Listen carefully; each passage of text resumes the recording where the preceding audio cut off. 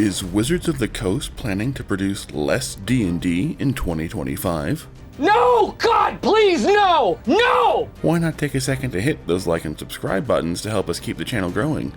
And then let's dive into the potentially stripped down future of Dungeons & Dragons in the coming year. With only the 2024 Monsters Manual and the Vecna Eve of Ruin Adventures confirmed for release so far. While other books will certainly be announced down the line, this is the least we've known about an upcoming year's releases in some time, and has many fearing that Wizards of the Coast is more excited about pushing D&D as a brand more than an actual TTRPG in 2025, and will be cutting back on the content they produce. While it's clear that Wizards of the Coast and Hasbro see D&D as a valuable brand, it's also increasingly clear that they want that brand to be more than just a TTRPG. And 2025 seems to be pushing that new focus with more events and more crossovers, but less actual playable D&D.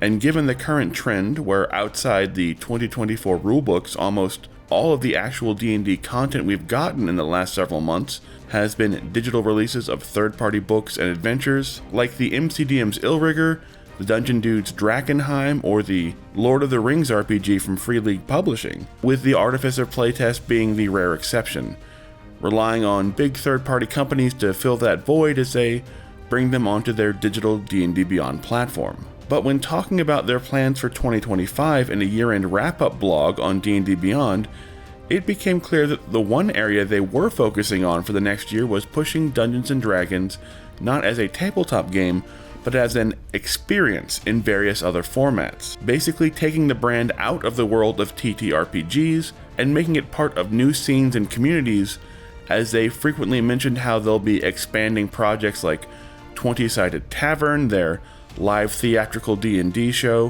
which will start touring the nation in 2025, or their FanFest project with Universal Studios to bring D&D themed food and attractions to the popular theme park. They also went out of their way to mention the many collabs they had done outside the TTRPG arena, like the new D&D Lego Red Dragon set or the Secret Level episode featuring D&D on Prime Video.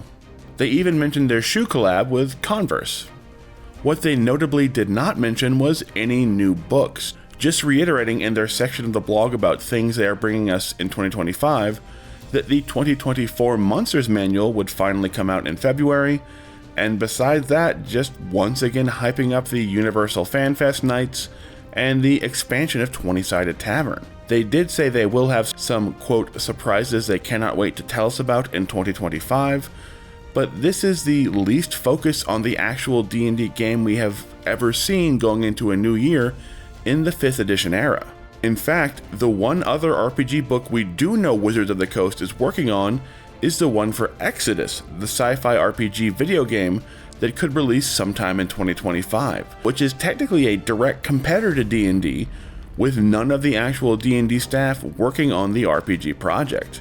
All in all, as 2025 progresses and the 50th anniversary year of Dungeons & Dragons ends, it feels like Wizards of the Coast is looking for brand experiences and big collabs outside of the tabletop role-playing arena in the coming year, and may be relying on third-party publishers, who they nearly drove away with their OGL disaster a little over a year ago, to carry the burden of producing most of the actual D&D content in 2025 and beyond. Content that will also most likely be digital only for D&D Beyond as well.